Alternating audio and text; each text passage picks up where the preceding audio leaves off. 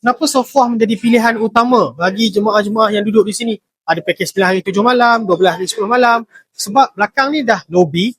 Turun ni, tuan-puan, kita akan tengok Masjidil Haram. Dah nampak view, dan di kawasan bawah ni ada restoran.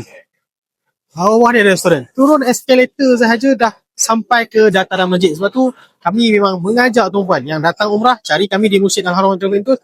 Kita ada pakej 9 hari 7 malam, 4 malam Mekah, 3 malam Madinah, tinggal di Safwah Hotel, pakej premium ekonomi. Alhamdulillah, dan memang sangat-sangat baik dan bagus. So bila tuan-puan turun je ke sini, tuan-puan akan dapat nampak lihat kawasan atas ni kawasan restoran, kawasan bawah ni kawasan shopping kompleks.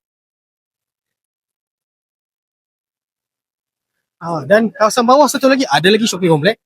Tapi di bawah sekali dah jadi kawasan nak turun ke dataran Masjidil Haram. Sebab tu ianya adalah pilihan utama bagi jemaah-jemaah haji ataupun umrah khasnya daripada Malaysia. Alhamdulillah. Itu kami nak ajak tuan-puan datang umrah, datang haji, boleh cari kami di Masjid Al-Haram Travel Tours. Kita nak pergi terus ke Masjidil Haram.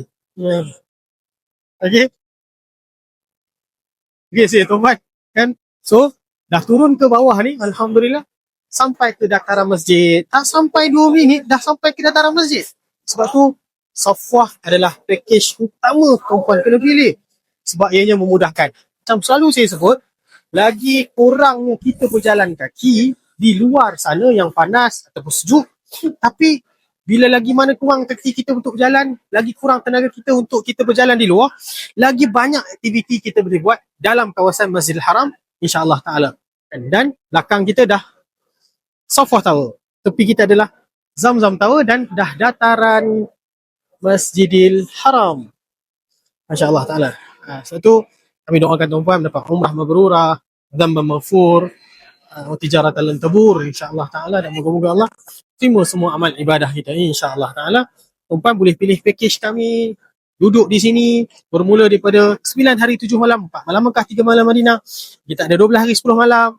Pakej-pakej yang sangat-sangat menarik di Safwah Hotel, penuh dengan segala facilities yang ada. Surau ada di atas, masjid ada di bawah, boleh solat di 2 tempat. Solat di masjid itu lebih diutamakan. Kalau masjid terdekat, alhamdulillah, itu yang lebih baik.